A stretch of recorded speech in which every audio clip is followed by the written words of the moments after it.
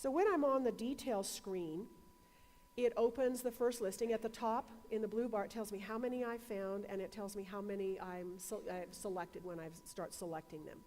And it will load that report in this particular screen.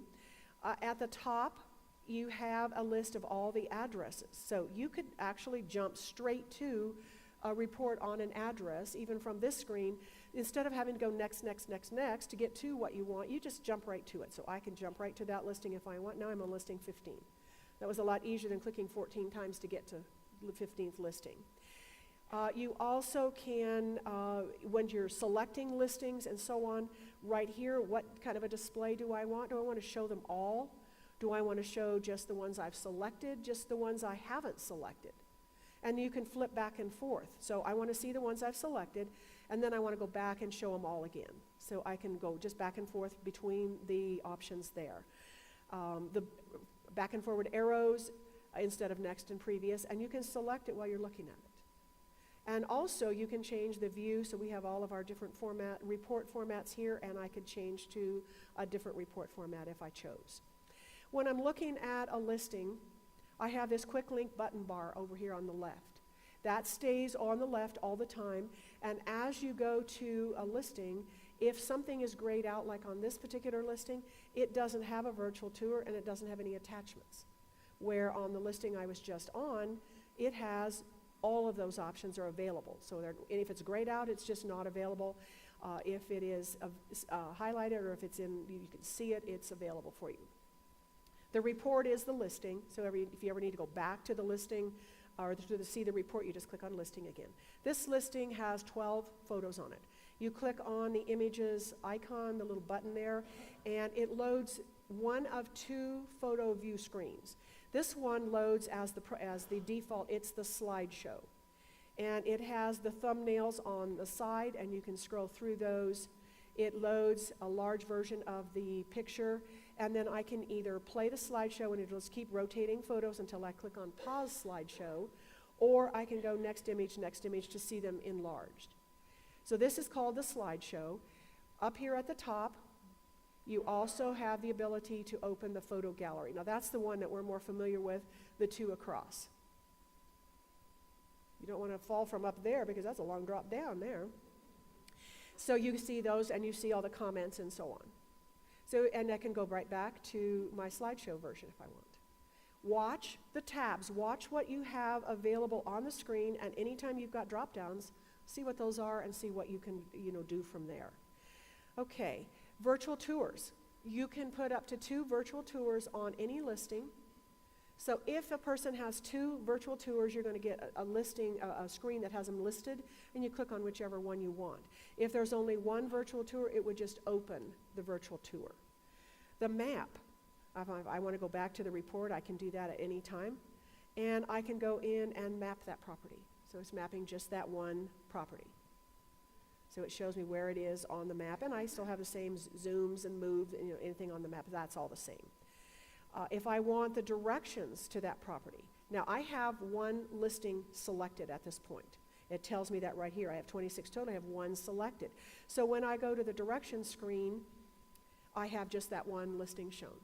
In Tempo 5, if you have a list of any kind, if you select nothing on the list, you get it all. So you don't make a selection, you get everything. The minute you start making selections, then you only get those items you selected. So I just have this 1. If I unchecked that and clicked on directions, I very likely will get all 26 of them. Now, do you want to print directions for 26 properties? Probably not. That's a lot of paper. So you can do it, I just want that 1, and it will then go in and just pick the one you want. Like I said, you can go back to the report at any time if you need to see it. History. History on a report or on a property, there's 2 views to history. This is called just the history report, and what it does basically is it tracks the status changes. So you'll know when statuses are changing. You also have up here an option to go to a history field report. That one's a little more extensive. It does track some of the changes to some of the fields in the MLS, but it certainly doesn't track every change that's made. So if you go in and change the remarks on a listing, correct the spelling of a word or whatever, it's not going to track that. It does have more things. And our history still goes back to 1993, just like it does now. So you could have some pretty long history screens. So you can go back and forth from one report to the other. So the history report is shorter. It just tracks status changes. History field report tracks some of the fields as well. Then we have attachments. The attachments will come up on a list, and if you want to see what that attachment is, it happens to be a mold disclosure. That's what the description is, so you know what it is. And you click on it, and it will open that particular attachment. Calculators is something new. When you click on calculators, it takes the listing price of that house and lets you figure out what the monthly payments would be. Now, hopefully we aren't going to pay 7.5% interest anytime soon, so obviously you're going to change the interest rate, and you can figure out what monthly payments. You also have the ability to view or print an amortization schedule. It could be, you know, a short one, you know, long one, whatever. So that is our calculator screen, and that is available always on the left. If you're on this particular listing, and it happens to be your listing, you did a search, but you found your own listing on the search results, and you're looking at your listing saying, oh wow, I did that wrong, that's incorrect. Notice the edit record right there. You can go immediately to edit that listing. Yeah, good. Now, if it's not your listing, you can still click on edit record, but on the next screen, the edit button is grayed out, so you can't go any further than that. So, still can't edit somebody else's listing. You know, I don't like this person. I'm going to go in there and change their listing. Okay, the next new thing that we have are charts. When I click on charts, once again, I have multiple options down here. So you've got to always look at those screens and figure out what you can do. This listing happens to be in the Northeast MLS area. So it is giving us the market area activity for the last 3 years. It shows us the number of active listings, the number of new listings, the number of sold listings, and the average sale price. So this chart contains all of that information for 3 years in the Northeast MLS area. Your second chart is the list price versus sale price with days on market comparison. I haven't selected any. I unselected that one, so now I have up to 40 properties that it will do this to. If it was a sold listing, it would have a red bar to indicate that it was sold. So what it's doing is it's showing us the listing price, the days on market for each of them, and then if it was sold, it would have the red bar to give you the sold comparison as well. So that is available on your listings, and I can switch back and forth from one. Notice you have other options down here. So you pay attention to all the buttons, all the options, everything on a screen. When the first time you go to that, play with all those buttons. Do that on every screen that you come to. What are these? What can I change it to? You know, over here I can change it to a different report. You can always change it back. So play with it. You can't break it. So come over to here. The next option, you want to associate this listing to a client. I have a contact, I have a client, I have a prospect, and I want to send that listing to them. So I click on the link. I then have a list of all my contacts, and I say, okay, this is the one I want to send it to. I say, okay. Now, you'll have options there. From this point on, all I have to do is click on that link. I don't have to pick that client each time.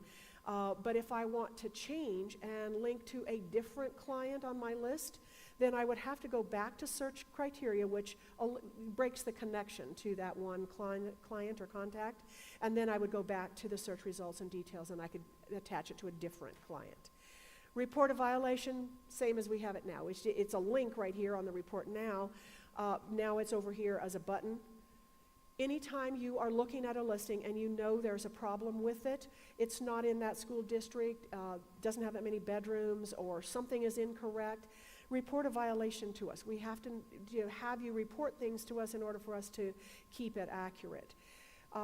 It already opens an email addressed to our violations department. All you do is tell us what's wrong with the listing and send it. Realist.com tax. You'll notice the icons at the top, instead of having tax here as the icon name, it's public records. Probably a little better name for it because it's more than just tax. But what it does, just like it does now, when you click on it, it opens the Realist tax records or public records on that particular piece of property.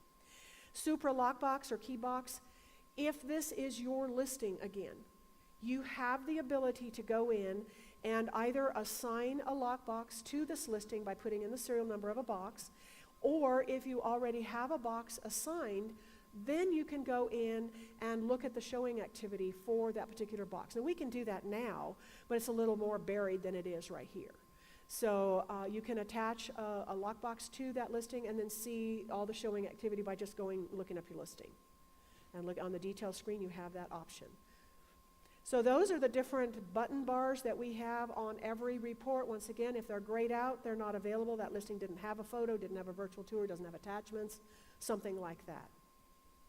In the reports themselves, there are some clickable links. The only one that is the same is the schedule number. So whether you click on the schedule number here or whether you go over here to realist.com tax, it's the same thing. It opens the realist. We have some new ones. The price is now clickable, but it opens the calculator. But you can do it from wherever you see the price. You can do that from the search results screen because the price is a clickable link at that point. So it opens that calculator screen just like it would over here. A couple other new ones that we have when you go down to the bottom. Notice that the ID number for the office is a clickable link. And what it will do is it will open a little information screen on that office. So it gives you information, gives you phone numbers, contact information, and so on the office. If you want to send an email to that agent, all you do is click the email address. It opens up your email program. It already has that email address in it, and all you do is type your message and send it. So you can very easily email the listing agent on a property. So those are the different links that we have in the search results screen. Notice the print and email icons at the bottom. So you can print an email right from here. You also can go from the detail screen right back to the search results screen. You can go right back to the search criteria, change your criteria, and do the whole process over again. So you're just clicking on tabs, just running back and forth between the tabs. So you really don't need a lot of the action buttons on the bottom because they are also on the details. Now let's say that I'm on search results and I know my listing is in here and I want to edit it. Well, instead of having to go into the details screen, I actually have one more item on the search results screen I haven't mentioned, and that's called an information bubble. Remember the quick link button bar on the left of the reports? Well, if I mouse over that little information bubble for that listing, it shows me all the icons that are available. So if I want history on that property, I just click on the little icon. So it doesn't have the word with it, but if you mouse over it, it's showing you, what that icon stands for. So if this is my listing, I can go in and I can actually edit the listing right there. I can go in and see the attachments and whatever. So that is for each of the listings here. I have the little icons. If that option or if that particular listing doesn't have a photo or a virtual tour, the icon is just not there. So that's how you can quickly find it from search results screen.